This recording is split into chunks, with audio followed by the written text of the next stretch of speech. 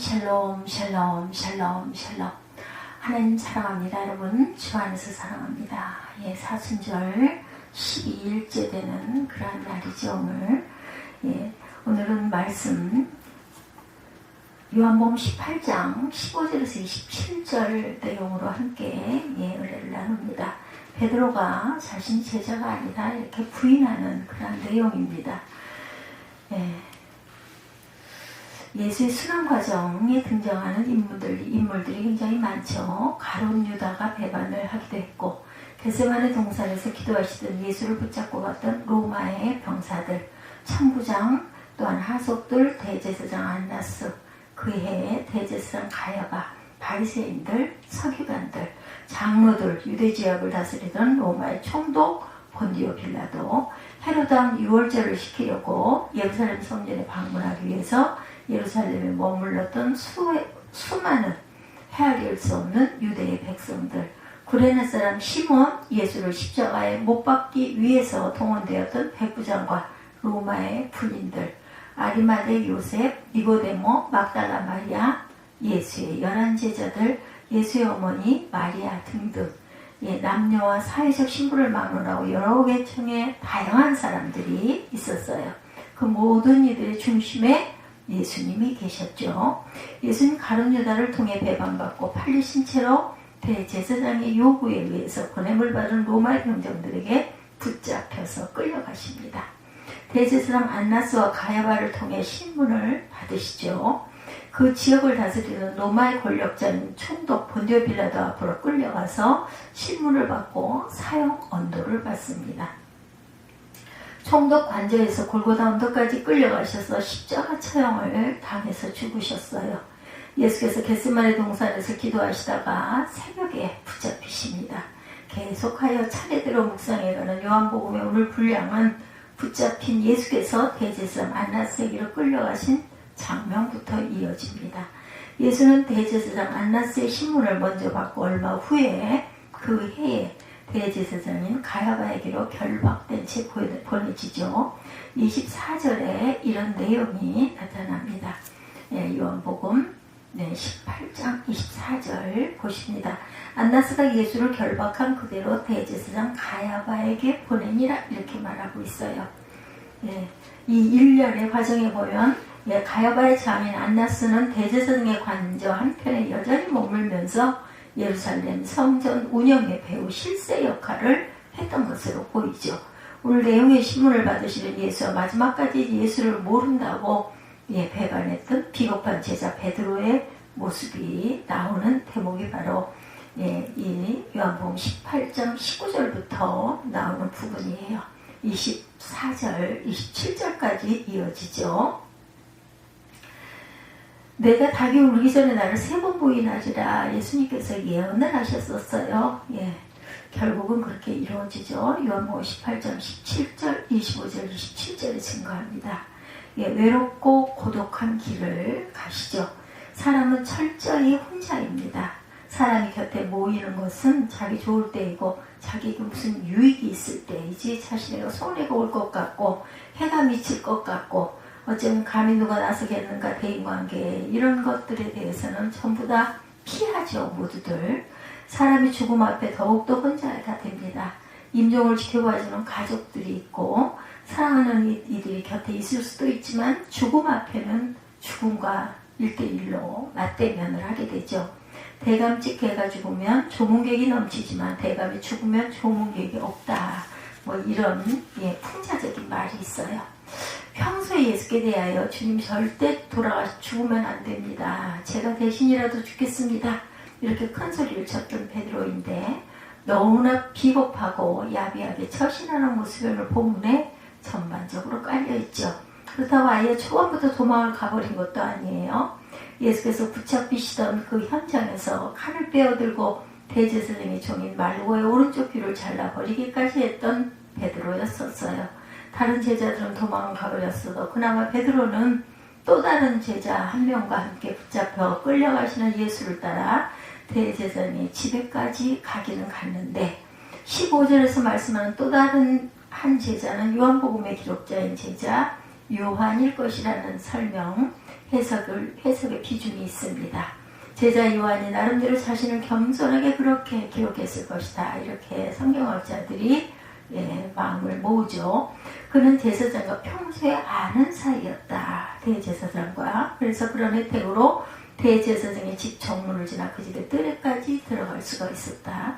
갈릴리 호수 곁에서 작지 않은 규모의 어업을 하던 요한과 야고보의 가정은 그 아버지 때부터 예루살렘의 제사장들, 특히 제사장들을 알고 지냈을 것이다. 이런 추측이 나옵니다. 그런 덕분에 요한은 대제사장을 알았다. 그날도 불쑥 대제사장의 집들에 쉽게 그래서 들어갈 수가 있었고, 베드로는 그런데 상황이 달랐습니다. 대제사장의 집 문 밖까지는 따라갔지만 쉽게 문 안에 들어갈 수가 없었어요. 문 지키는 여자란 표현이 나오는데 유대나라의 여성들이 문을 지키는 경우가 흔했다고 그래요. 그때 대제사장의 집 문을 지키는 경비 업무도 여자였던 것을 알 수가 있어요. 요한은 그 문 지키는 여자에게 따로 말해서 문 밖에 서성거리던 베드로를 문 안에까지 들어갈 수 있게 해줍니다. 그때 문 지키는 여자가 베드로를 알아보죠. 너도 이 사람의 제자 중 하나가 아니냐. 그때 베드로는 기다렸다는 듯이 아니다라고 대답을 하죠. 부정을 합니다. 그날 새벽의 날씨는 추웠어요. 종들과 아랫사람들이 뜰에 불을 피워놓았고 베드로는 어색하게 행동하면서 그 사이에 끼어 불을 쪼이고 있었다. 이렇게 설명이 되죠. 이 장면에 마태마가 누가 요한 복음에 보면 베드로의 그런 비겁하고 평소 같지 않은 유약한 행동에 대해서 심리적으로 잘 묘사가 되어 있어요. 마태복음 26장 58절에 베드로가 멀찍이 예수를 따라 대제사장의 집들까지 가서 그 결말을 보라고 안에 들어가 하인들과 함께 앉아있더라. 이렇게 설명이 되어 있고, 주의 일을 하다 보면 가끔씩 이런 식으로 처세하는 사람들을 많이 봅니다. 사역 현장에서 아예 멀리 사라지는 것이 아니고 그렇다고 적극적으로 참여하는 것도 아니에요. 멀찍이 떨어져서 돌아가는 것을 잘 들여다보는 사람들이 꽤 있죠. 어정쩡한 그 자세를 처하면서 강 건너 불을 구경하듯 회색지대에서 행동하는 이들이 없지 않다. 예수께서 붙잡혀 신문을 받으시던 그날 그 새벽 베드로의 행동이 그러하였다.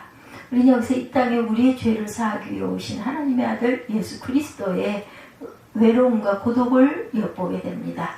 물론 하나님은 그 누구의 도움이 필요 없이도 하나님이 하시려는 일을 충분히 이룩하실 것인데, 예수는 하나님의 보냄을 받은 아들로서 하라고 분부하신 사명을 충분히 넉넉히 다 이룩하실 수 있을 것이다. 예수께서 그 누구의 도움이 전혀 없이도 인류 구원의 대업을 온전히 이룩하게 하실 수가 있을 것이에요. 그건 한편 생각해보면 어떻게 가르쳐온 제자들인데 3년여를 지금 이 결정적 순간에 곁에 남아있는 제자가 베드로와 요한뿐이란 말일까요? 뿐만 아니라 그 현장을 떠나지 않고 가까이 적당한 거리를 두고 따라가는 것까지는 좋은데, 대제사장 가야바의 집안에서 행동하는 베드로의 모습을 보면서 왜 갑자기 내가 창피한 생각이 들고 내가 갑자기 베드로처럼 비겁해진 것 같은 얼굴이 화끈거리는 그런 느낌은 왜일까? 우리가 뭐 굉장한 믿음을 갖고 살아가는 것 같고 주님을 대단히 사랑하는 것 같아도 전부 다 거기서 거기죠. 결정적인 순간에 주님을 실망시켜드리고 주님의 마음을 상하게 해드릴 만한 그런 소지가 충분히 우리 안에, 또한 내 안에 있다는 것. 그런 자신의 모습을 신뢰하지 않는다면 자기 기만이고 자기 위선일 뿐이다. 그래서 우리는 매 순간마다 기도와 금식과 묵상과 자기 성찰의 과정을 거치고 겸손하게 성령의 도우심을 간구하고 의지해야만 한다.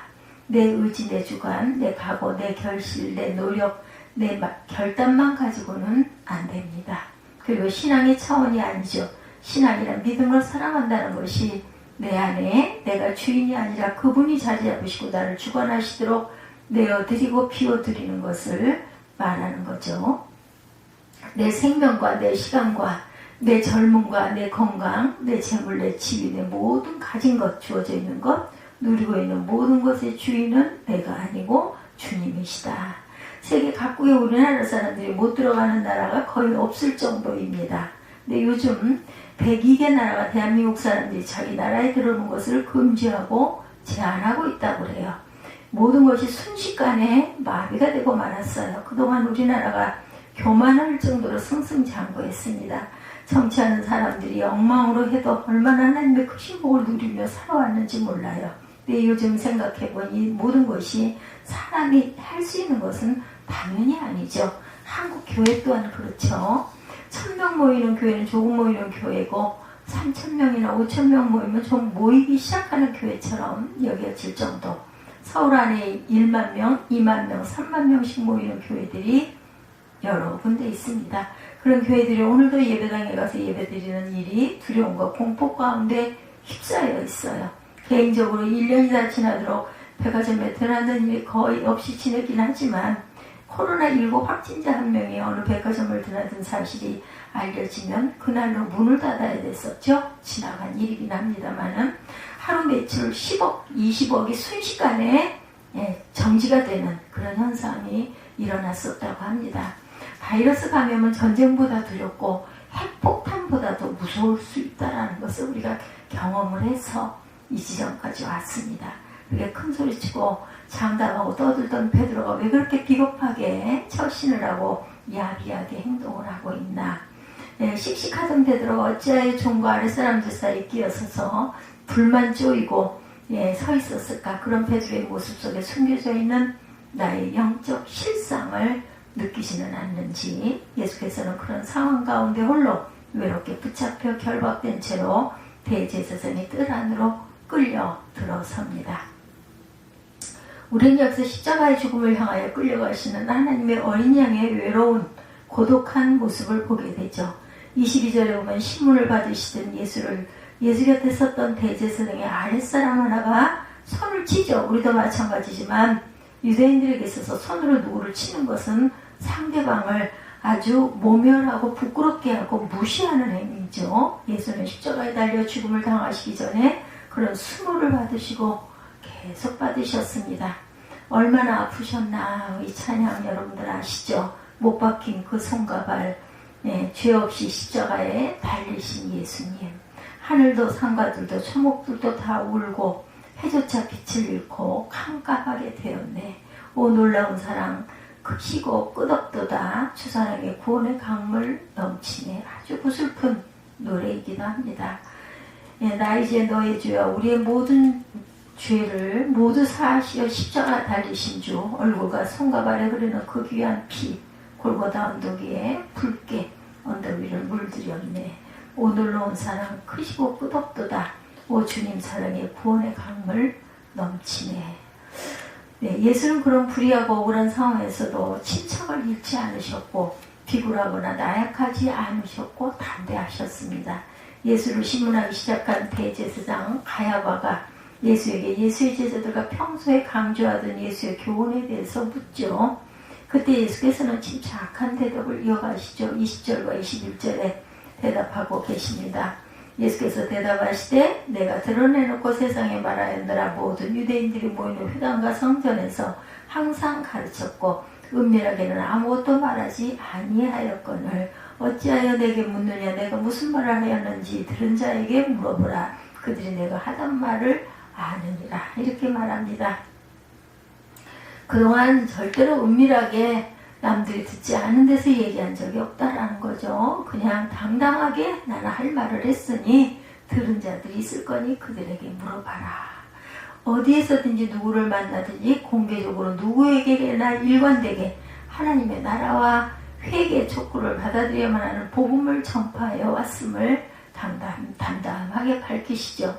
우리가 마태, 마가, 누가, 요한 복음을 통해서 아는 대로 예수의 하나님 나라 비유, 예수의 병자 치유, 예수의 귀신을 다스리던 그런 현장들, 심지어는 예수께서 죽은 자를 살리시던 그 현장에 어떤 그 무슨 말씀이든 그 무슨 기사와 표적이든 은밀하게 행하신 적이 단 한 번도 없었다. 그렇죠. 예수의 출입은 갈릴리로부터 예루살렘까지 언제나 어디서나 공개적이었고 그 곁에는 늘 12제자가 있었습니다. 그 곁에는 언제나 70인의 제자들도 따르고 있었습니다. 그 곁에는 언제나 인산인해를 이루어 수많은 무리들이 그를 따랐고 예수의 말과 행동을 지켜보았어요. 예수는 기도 시간 외에는 혼자 계신 시간이 전혀 없으셨습니다. 그 예수께서 안나스와 가야바의 앞에서 신문을 받고 계세요. 예수께서 하도 용감하고 씩씩하고 담대하고 침착하게 대답하시자 오히려 당황한 것은 그 현장에 있는 사람들이었다. 그때 대제사장의 아랫사람 하나가 대제사장에게 충성심을 나타낸다고 예수를 손을 때려요. 그러면서 내가 대제사장에게 이같이 대답하느냐. 예수는 침묵하지 않고 대답합니다. 예수님은 그에게 내가 말을 잘못했다면 잘못한 증거를 대라. 현대인 성경에는 이렇게 말하고 있어요. 그렇지 않고 내가 바른 말을 했다면 어째서 내가 나를 치느냐, 이렇게 말씀하시죠. 상황이 이쯤 되자 예수를 더 이상 신문할 말이 궁색해진 대제사장 안나스가 예수를 그 해의 대제사장 가야바에게로 결박한 채로 보냅니다. 예수는 마지막 순간까지 침착하고 대담하셨어요. 빛은 어둠 앞에 빛으로 드러나기 때문에 의인은 불의 앞에서 떳떳할 수가 있는 거죠.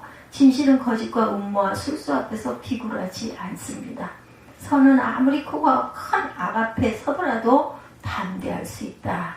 어수선한 시절을 지내며 맞이한 사순절에 어느 한 주일, 우리 각 사람은 예수 그리스도 앞에서 어떤 믿음으로 주를 믿고 따르고 섬길 수 있을까를 깊이 생각하며 살아가는 새로운 한 주간이 되시기를 바랍니다. 쓴 잔이라고 고백하시던 예수의 순환은 6월절 다음날 새벽부터 시작이 됐죠. 예수는 로마의 병사들에게 붙잡혀 결박되고 끌려가세요. 요한복음 18장 12~13절에 증거되어 있죠. 12~13절. 이에 군대와 청부년과 유대인의 아랫사람들이 예수를 잡아 결박하여 먼저 안나스에게로 끌고 가니 안나스는 그의 대제사장인 가야바의 장인이라. 가야바는 유대인들에게 한 사람의 백성을 위하여 죽는 것이 유익하다고 권하던 자노라. 이렇게 증거되어 있습니다. 안나스에게서 가야바로 보내질 때 결박된 채로 이렇게 보여졌다. 순환이 없으면 영광이 없습니다. 노크로스 노크라우는 진리죠. 고통과 고난과 시련과 환난과 공고와 역경과 수모와 외면과 수치와 버려짐을 당하는 그러한 처절한 순환 그 끝에 부활의 새벽이 다가온 것이 기독교 부활복음의 시작이고 바탕이라는 것을 잊지 않는 저와 여러분이 되시기를 주님의 이름으로 축복합니다. 큰소리치던 베드로마저 예수를 3번이나 부인하고 저주하고 배반하고 도망가버린 후에 홀로 남으신 예수는 빌라도의 법정에서 사형언도를 받고 골고다로 행하세요. 남은 사순절 기간 요한복음의 묵상과 함께 든든히 세워져가는 은혜의 절기가 되기를 주님의 이름으로 축복합니다. 기도하시겠습니다.